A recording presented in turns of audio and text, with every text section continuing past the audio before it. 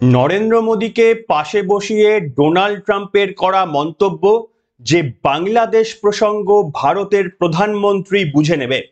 আর এই মন্তব্যের পর নাকি বাংলাদেশে একটা ছোটখাটো রাজনৈতিক ভূমিকম্পের সৃষ্টি হয়েছে।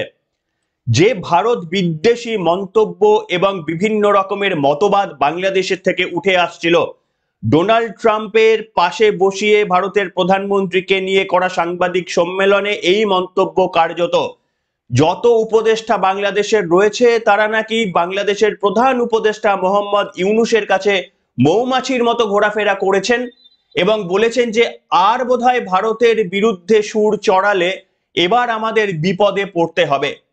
তার কারণ ডোনাল্ড ট্রাম্পের কাছ থেকে একটা ব্ল্যাঙ্ক চেক নিয়েই দেশে ফিরছেন নরেন্দ্র মোদী। আর ওপার বাংলার মৌলবাদী নেতৃত্বরা এবার বুঝেছেন মৌলবাদীর খেলাটাকে না সামলালে এবার বোধহয় ভারতের পাওয়া ক্লিন চিটে বড় সড়ো কোনো অঘটন ঘটলেও ঘটতে পারে, ঠিক পাকিস্তানের মতোই। এবং শুধু তাই নয়, বাংলাদেশই শুধু নয়, বাংলাদেশের মাটি ব্যবহার করে পাকিস্তান যে ধরনের সন্ত্রাসী কার্যকলাপ করার ব্লুপ্রিন্ট রেডি করার চেষ্টা করছিলেন, মোহাম্মদ ইউনূসের মৌলবাদী চিন্তাধারাকে কাজে লাগিয়ে তার বিপক্ষেও দাঁড়িয়ে মন্তব্য করা হয়েছে। বলা হয়েছে পাকিস্তানের মাটি ব্যবহার করে কোনো রকমেরই সন্ত্রাসমূলক কার্যকলাপ চালাতে দেওয়া হবে না বা সেটা কখনোই চালাতে দেওয়া যেতে পারে না। আর এ নিয়েই পাকিস্তানের তরফ থেকেও বিরাট আপত্তি বা বিরাট প্রতিবাদ সৃষ্টি হয়েছে। তাদের তরফেও বলা হয়েছে যে একতরফা মন্তব্য করা হয়েছে। শুধু তাই নয়, চীন সম্পর্কেও যে মন্তব্য করা হয়েছে পরিষ্কারভাবে ভারত তার উত্তর দিয়েছে। চীন সম্পর্কে ডোনাল্ড ট্রাম্প বলেছে ক্রমাগত ভারত এবং চীনের মধ্যে এই অস্থিরতায় ভারত যদি চায় তাহলে আমেরিকা সেখানে নাক গলিয়ে স্থিতাবস্থা বজায় রাখতে পারে। ভারত কি মেনে নিল? আজকে এই তথ্যগুলোই দেব আপনাদের সামনে। ভারতের যে পড়শি দেশগুলো রয়েছে, যে পড়শি দেশগুলোর সঙ্গে ভারতের ক্রমবর্ধমান এই দ্বিপাক্ষিক শক্তির অবনতির জন্য ডোনাল্ড ট্রাম্পের আজকের করা মন্তব্য নরেন্দ্র মোদীকে পাশে বসিয়ে, সেগুলো কোনোভাবেই আমাদের এই পড়শি দেশ এবং তাদের ভারত বিরোধী মতলবকে কখনোই সার্থক করতে দেবে না।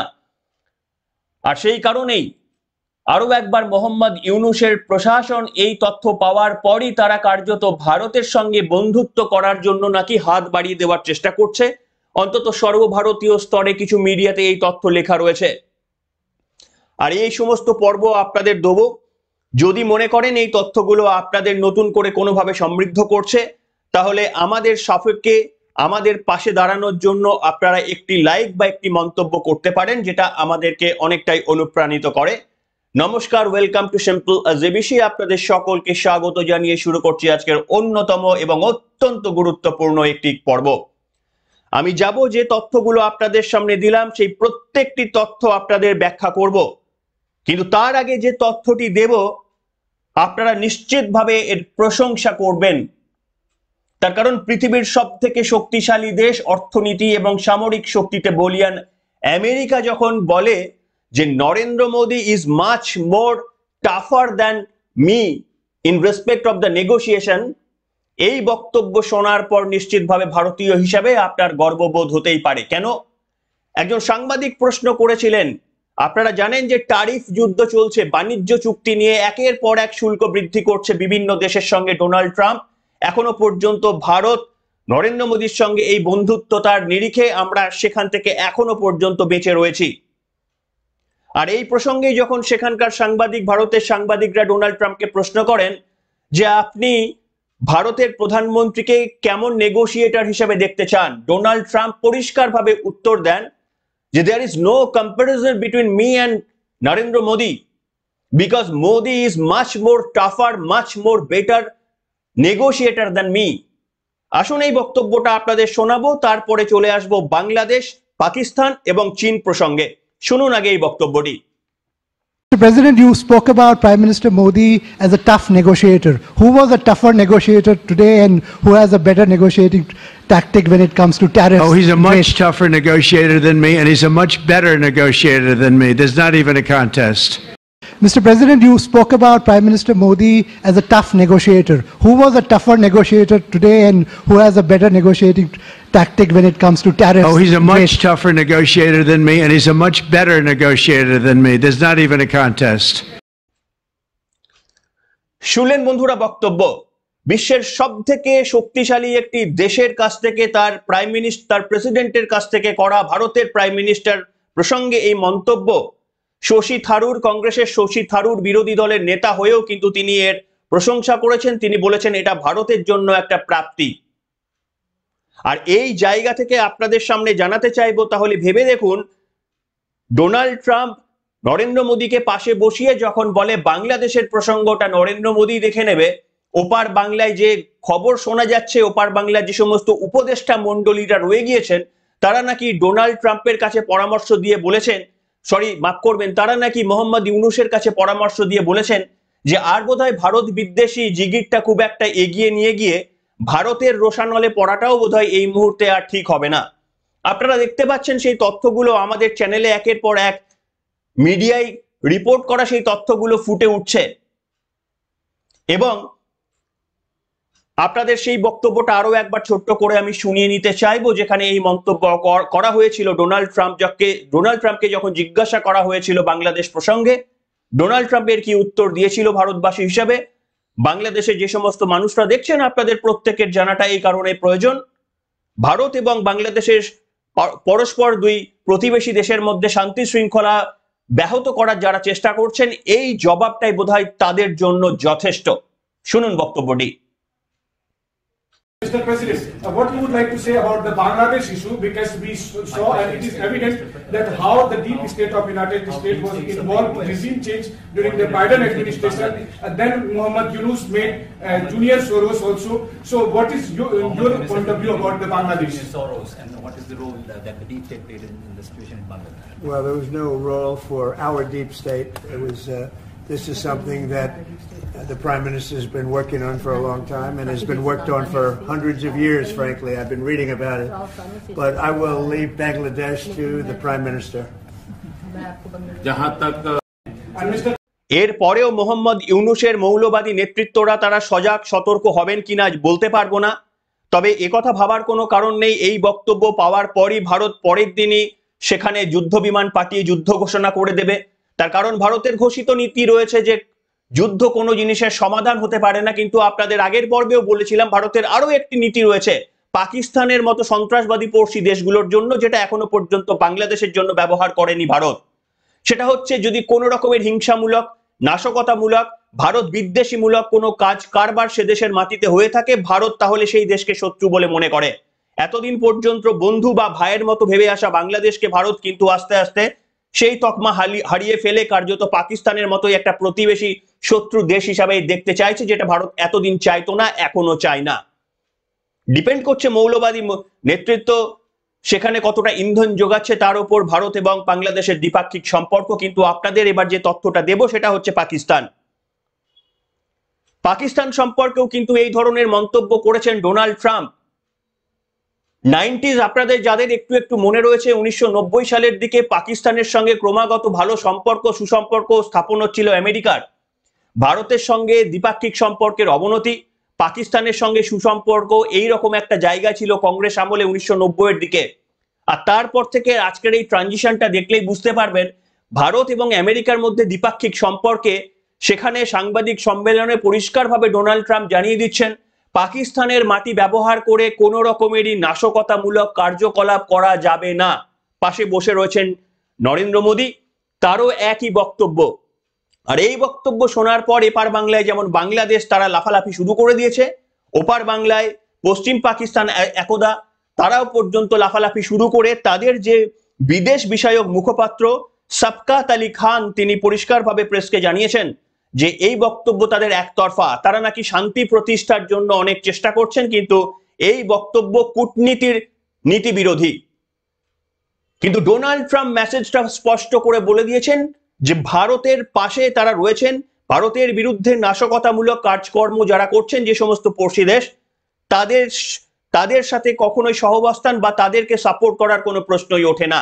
এই প্রাপ্তিটা ভারতের জন্য অনেকটাই প্রাপ্তি। ভারতের ঝুলিতে আরো বেশ কিছু প্রাপ্তি থাকলেও আপনাদের গতকালের পর্বে আমি বলেছিলাম বন্ধুত্ব আর দাসত্বর মধ্যে তফাৎ রয়েছে। আপনারা বুঝতে শিখুন, আপনারা জানতে শিখুন।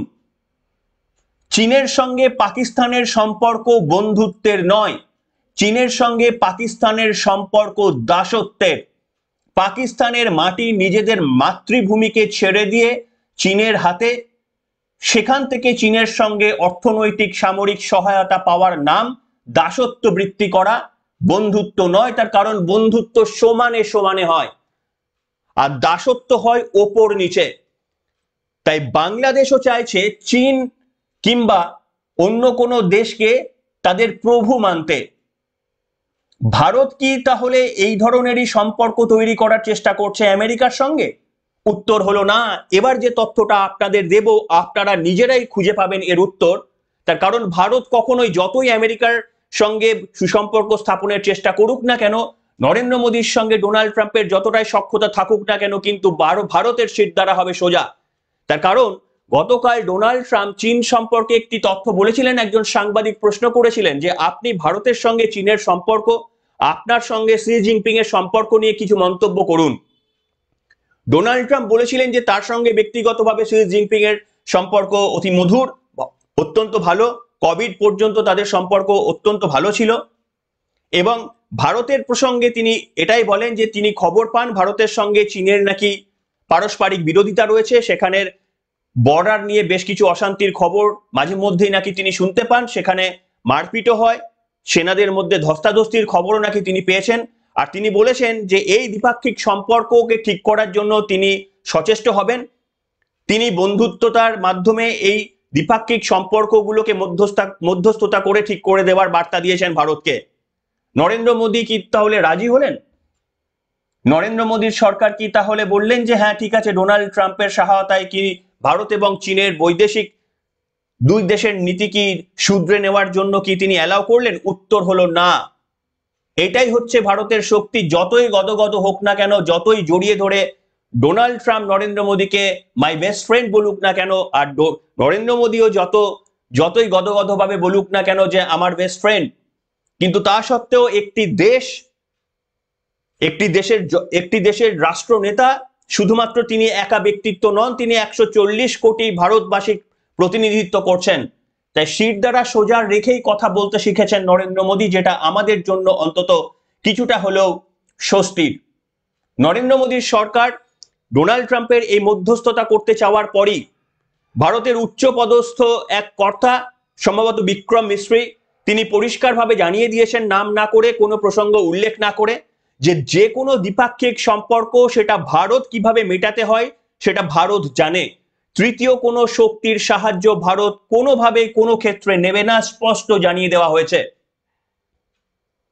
এটাই হচ্ছে ভারতের নীতি, এটাই হচ্ছে ভারতের শক্তি।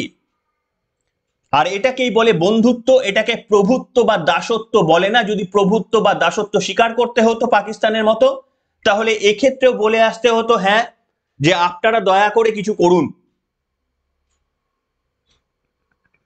এই হচ্ছে আজকের পরিস্থিতি। শুধু তাই নয়, আপনাদের তিনটি দেশ সম্পর্কে ভারতের পড়শি তিনটি দেশ, যাদের সঙ্গে অহরহ ভারতের একটা সম্পর্কের অবনতি ঘটে যাচ্ছে, তা নিয়ে এই তিনটি বিষয়ে ডোনাল্ড ট্রাম্পের সঙ্গে ভারতের আলোচনার তথ্য আপনাদের সামনে তুলে ধরলাম। এবং আপনাদের সামনে এই যে তথ্যটা দিতে চলেছি, আপনারা জানেন যে আরো একটি ঘটনা ঘটেছে। ভারতের মুম্বাই হামলা যখন হয়েছিল, মুম্বাই অ্যাটাক যখন হয়েছিল কংগ্রেসের আমলে, সেই সময় কংগ্রেসের সেই সময় মূল চক্রী যিনি ছিলেন তাহাউর রানা, তিনি আদতে পাকিস্তানের জন্ম হলেও তিনি কানাডার নাগরিক ছিলেন। তিনি এর মূল চক্রী ছিলেন। এই ঘটনার পর তিনি চলে যান আমেরিকাতে। আমেরিকায় এই মুহূর্তে তিনি ক্যালিফোর্নিয়ায় বন্দী রয়েছেন। নরেন্দ্র মোদী যখন বিরোধী নেতা ছিলেন, পরিষ্কারভাবে আমেরিকার এই ভূমিকা নিয়ে প্রশ্ন তুলেছিলেন যে তাহাউর রহমানকে একসময় মুক্তি দেওয়ার কথা বলেছিল আমেরিকার আদালত। নরেন্দ্র মোদী বিরোধী নেতা হিসেবে বলেছিলেন না, এটা আমরা মানতে পারি না। তার কারণ পেন্টাগনের অ্যাটাক যেমন ভারতের সুপ্রিম কোর্টে বিচার হতে পারে না, সেটা আমেরিকার মাটিতেই বিচার হতে হবে, তাদের দোষীদের আমেরিকার আইন অনুযায়ী বিচারের মধ্যে পড়তে হবে। ঠিক তেমনি ভারতের মুম্বাই হামলায় যারা অ্যাটাক করেছেন তাদের বিচার কোনোদিনই আমেরিকার মাটিতে আমেরিকার ন্যায়ালয় দিতে পারে না, তাদের বিচার ভারতের মাটিতে হবে। আর সেই ভিডিও শুনিয়েছিলাম নরেন্দ্র মোদীর পুরানো ভিডিও, যারা দেখেননি দেখে নিতে পারেন পর্বটি। আর আজকে সেই স্বপ্ন নরেন্দ্র মোদী পূরণ করেছেন। ডোনাল্ড ট্রাম্পে আমেরিকাতে সফরে গিয়ে তিনি এই প্রতিশ্রুতি নিয়ে আসতে পেরেছেন যে তাউর নামটা ভুলে যাচ্ছি, তাউর রানাকে খুব শীঘ্রই আমেরিকা ভারতে পাঠিয়ে দেবে। এটা কত বড় একটা সাফল্য কূটনৈতিকভাবে একটু চিন্তা করে দেখুন। তাই এবং পাকিস্তানকে কত বড় বার্তা দেওয়া যে সন্ত্রাসবাদী কার্যকলাপ করে গিয়ে যদি পাকিস্তানেও চলে যাওয়া যায় তাহলে এরপরেও আর বাঁচা যাবে না। হ্যাঁ, হয়তো 5 বছর 10 বছর বাঁচতে পারে, কিন্তু তার বেশি নয়। এছাড়াও আপনাদের সামনে যে তথ্যগুলো দেব, যে কারণে পাকিস্তান বাংলাদেশ এরা কাঁপতে শুরু করেছে, কারণ হচ্ছে J-35 স্টেলথ যুদ্ধ বিমান আমেরিকা পরিষ্কারভাবে জানিয়ে দিয়েছে যে J-35 স্টেলথ যুদ্ধ বিমান তারা ভারতকে পাঠাতে চলেছে, তারা ভারতকে পাঠাবে। এবং সেই J-35 এই মুহূর্তে গোটা বিশ্বের যত যুদ্ধ বিমান রয়েছে 5th জেনারেশন আল্ট্রা জেনারেশনের, তার মধ্যে সব থেকে লিডিং যদি কোনো যুদ্ধ বিমান রয়ে থাকে তাহলে সেটা হচ্ছে F-35। সেই F-35 ভারতের হাতে তুলে দেওয়ার জন্য ইচ্ছা প্রকাশ করেছেন ডোনাল্ড ট্রাম্প। এটা ভারতের জন্য একটা বিরাট বড় খবর। এবং এমনি বাংলাদেশ তারা মত পরিবর্তন করার চেষ্টা করছেন না। রাফালে যদি এই অবস্থা হয়, তারপরে 5ম প্রজন্মের যদি F-35 ভারত হাতে পেয়ে যায়, তাহলে ভাবুন ভারতের শক্তি এক লাফে কতটা বাড়তে পারে। শুধু তাই নয়, আরো যে তথ্যগুলো আপনাদের সামনে দেব, আশা করি সেই তথ্যগুলো আপনাদের মনের ভিতর কিছুটা সাহস সঞ্চার করতে পারে।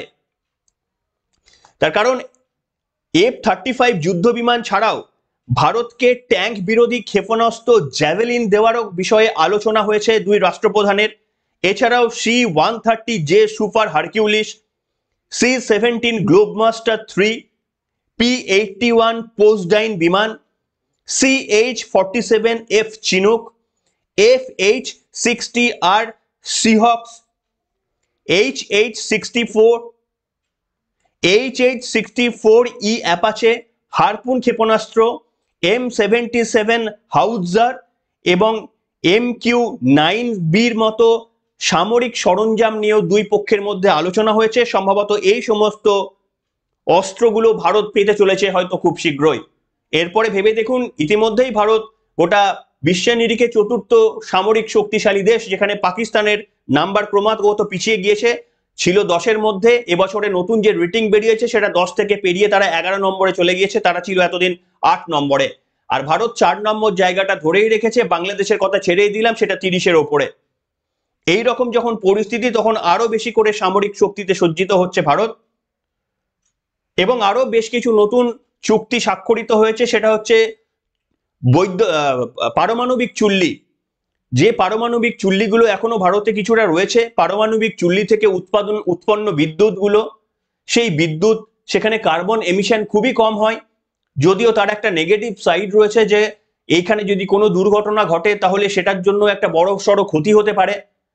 তাই 1990 সালে যে চুক্তি এতদিন পর্যন্ত ভারতের সঙ্গে আমেরিকার ছিল, সেটা বিভিন্ন কারণের জন্য আটকে ছিল। তার মূলত কারণ ছিল, যে কারণে আটকে ছিল, যে আমেরিকা চাইছিল না এমন কোনো সিদ্ধান্ত নিতে যে দুর্ঘটনা ঘটলে তারা কোনো দায়ভার নেবেন না। কিন্তু ভারত বলে আসছিল না, যদি তোমরা বিজনেস করো তাহলে দুর্ঘটনা ঘটলেও তোমাদেরই কিন্তু দায়বদ্ধতা নিতে হবে। আর এ নিয়ে দীর্ঘদিন ধরে টানাপোড়েন চলে। প্রথম কথা হয়েছিল কিন্তু মনমোহন সিং, তিনি যখন প্রধানমন্ত্রী ছিলেন, জর্জ বুশের সঙ্গে তার কথা হয়েছিল এই সম্পর্কে 2005 সালে। তারপরে একটা চুক্তি স্বাক্ষরিত হয় 2008 সালে। সেখানে পারমাণবিক চুল্লি সম্পর্কে বিদ্যুৎ আমেরিকা থেকে ভারতে কিছু সেখানে তৈরি করা হবে আমেরিকার প্রযুক্তি দিয়ে, যেগুলো দিয়ে বিদ্যুৎ উৎপন্ন হবে। কিন্তু তারপরে বিভিন্ন আইনি জটে এবং বিভিন্ন রকমের রাজনৈতিক টানাপোড়েনের কারণে সেগুলো সমাধান হতে পারেনি এতদিন পর্যন্ত। অবশেষে ভারতের প্রধানমন্ত্রী সেখানে যাওয়াতে সেই বিষয়গুলো কিছুটা হলেও পরিষ্কার হয়েছে। আশা করা যাচ্ছে খুব শীঘ্রই আমেরিকার বিভিন্ন সংস্থা ভারতে এই পারমাণবিক চুল্লি তারা ভারতের মাটিতে যেমন ব্যবসা করবেন, ঠিক তেমনি আবার ভারতকে সেই প্রযুক্তি ট্রান্সফার করবেন, যাতে করে আগামী দিনে ভারত নিজস্বভাবে সেগুলো তৈরি করতে পারে। সেই বিষয়েও অনেক দিকে এগিয়ে গিয়েছে, যেখানে কার্বন এমিশন একেবারেই জিরো। অর্থাৎ পরিবেশের কথা মাথায় রেখে এবং বিদ্যুৎ উৎপন্নের চাহিদা মাথায় রেখে খুব কম খরচে বিদ্যুৎ কিভাবে পৌঁছে দেওয়া যায় তার জন্য যে জট ছিল, দীর্ঘ 40 বছরের যে জট ছিল, 30 বছরের যে জট ছিল, সেটা কার্যত কেটে গিয়েছে। এরকম বিভিন্ন বিষয়ে আলোচনা হয়েছে ভারতের প্রধানমন্ত্রীর সঙ্গে, যার ফলশ্রুতি হিসেবে আগামী দিন থেকে আপনারা দেখতে পাবেন যে ভারতবর্ষের প্রত্যেকটি মানুষের জন্য কিভাবে এর সুফল নেমে আসতে পারে। তাই কি বলবেন বন্ধুরা, যে তথ্যগুলো আপনাদের সামনে দিলাম, এই তথ্যগুলো আপনাদের জানাটা এই কারণেই প্রয়োজন ছিল। ভোটের লাইনে গিয়ে আপনারা ভোট দেওয়ার আগে ভালো করে বিচার করতে হবে যে আপনার আমার করের টাকায় যারা সফর করছেন, যারা বিদেশ সফরে যাচ্ছেন, তারা কি শুধুমাত্র ঘুরে বেড়াতে যাচ্ছেন, রাস্তার মধ্যে জগিং করতে যাচ্ছেন, দেশের মানুষ হয়ে বিদেশের মাটি থেকে বিদেশের বিনিয়োগের ঘোষণা করে মানুষকে ভুল বোঝানোর চেষ্টা করতে যাচ্ছেন, মানুষকে ভোটের আগে বোকা বানানোর জন্য যাচ্ছেন, নাকি সত্যি সত্যি দ্বিপাক্ষিক সম্পর্ক উন্নতি, পার্শ্ববর্তী দেশগুলোর সঙ্গে ভারতের আগামী দিনে সম্পর্ক কিভাবে এগোবে, ভারত যদি কোনো রকমের এই কঠোর কোনো সিদ্ধান্ত নেয় পার্শ্ববর্তী দেশগুলো সম্পর্কে, তাহলে সেই দিক থেকে পৃথিবীর সব থেকে শক্তিশালী দেশ তাদের সহমত রয়েছে কিনা, ভারতকে তারা সমর্থন জানাবেন কিনা, এই সমস্ত বিষয়ে আলোচনা এবং প্রতিশ্রুতিবদ্ধ হওয়া, এটা নিশ্চিতভাবে ভারতের জন্য একটা বড় প্রাপ্তি। কিন্তু আপনাদের সামনে যে তথ্যটা, গর্বের তথ্যটা দিলাম, আপনারা সকলেই শুনেছেন যে কোনো কিছুর কাছে মাথা নোয়ানো নয়, যে আমেরিকা সর্বশক্তি বলেই আমাকে তার সঙ্গে ভালো সম্পর্ক করতে গেলে আমাকে একটু মাথা নিচু করতেই হবে না। আর সেই কারণেই যখন আমেরিকাতে ভারতের প্রধানমন্ত্রী স্বয়ং রয়েছেন, ঠিক সেই অবস্থাতেই ভারতের তরফ থেকে উচ্চ পর্যায়ের সচিব জানিয়ে দিয়েছেন যে আমেরিকার বলা ওই তথ্য চীনের সঙ্গে দ্বৈরথ কমানোর জন্য আমেরিকা হস্তক্ষেপ করতে রাজি হয়েছেন। ভারত একেবারে পত্রপাঠ খারিজ করে দিয়েছেন যখন ভারতের প্রধানমন্ত্রী আমেরিকায় রয়েছেন। অর্থাৎ কড়া বার্তা দেওয়া, বন্ধুত্বর জায়গায় বন্ধুত্ব ততদিনই যতক্ষণ তোমরা আমাদের উপকারে লাগছো। যদি অন্য কোনোভাবে ভারতের ভেতরের কোনো আভ্যন্তরীণ বিষয় নাক গলাতে চাও, তাহলে তুমি আমেরিকা হতে পারো। আজকে পাকিস্তান, বাংলাদেশের বা অন্যান্য চায়নার সঙ্গে যা সম্পর্ক, তোমার সঙ্গেও সেই সম্পর্ক করতে আমার দেরি হবে না। তার কারণ আমরা স্বয়ংসম্পূর্ণ, অন্তত প্রধান দিকগুলো দিয়ে আমরা স্বয়ংসম্পূর্ণ। বাংলাদেশের মতো নয় যে সামান্য খাদ্যে পর্যন্ত স্বাধীনতার পর থেকে স্বয়ংসম্পূর্ণ হতে পারেনি, অন্যগুলো আমি ছেড়েই দিলাম। তাই চোখে চোখ রেখে কথা, কোনো রকমেরই দাসত্ব বা প্রভুত্বর কাছে মাথা স্বীকার করে নত হয়ে ভালো সম্পর্ক, সেই সম্পর্কের কথা আমি বলছি না। কাঁধে কাঁধ রেখে তুমিও আমার বন্ধু, আমিও তোমার বন্ধু, তুমিও এক পা এগো, আমিও এক পা এগোই, এই তত্ত্বেই দুটি রাষ্ট্র কার্যত অনেকগুলি চুক্তিতে চুক্তিবদ্ধ হয়েছে, যেটা ভারতের জন্য অত্যন্ত গুরুত্বপূর্ণ। আপনারা কেমন ভাবে নিলেন প্রধানমন্ত্রীর এই সফরকে, আপনারা কেমন ভাবে নিলেন আমারও জানতে ইচ্ছা করে। যে তথ্যগুলো আপনাদের সামনে প্রত্যেকদিন তুলে দিয়ে আপনাদের কেমন লাগে সেই সম্পর্কিত কিছু লিখে জানান না আমাদের। আপনাদের প্রত্যেকটি তথ্য নিয়ম করে পড়ার আমি চেষ্টা করি। আপনারা দেখবেন আমি রিয়াকশনও দিই, কমেন্টের উত্তর না দিতে পারলেও হয়তো রিয়াকশন দিই আপনাদের বিভিন্ন মন্তব্যের। তাই প্রত্যেক দিনের মন্তব্য আমি পড়ি। তা বলে ভাববেন না যে সমালোচনা করবেন না, গঠনমূলক সমালোচনা আমি সব সময় অ্যাকসেপ্ট করি। তাই যে কোনো রকমের আপনাদের মন্তব্য লিখে জানান আজকের এই পর্বটিকে শেয়ার করুন। অনেকেই জানেন না এই তথ্যগুলো, তাদের সামনে পৌঁছে দেওয়ার যদি সুযোগ করেন, তাতে আমাদেরও কিছুটা লাভ হয়, আমাদের চ্যানেলের একটু বৃদ্ধি হওয়ার সম্ভাবনা থাকে। তাই আমাদের পাশে দাঁড়ানোর জন্য আপনারাই আমাদের বন্ধু।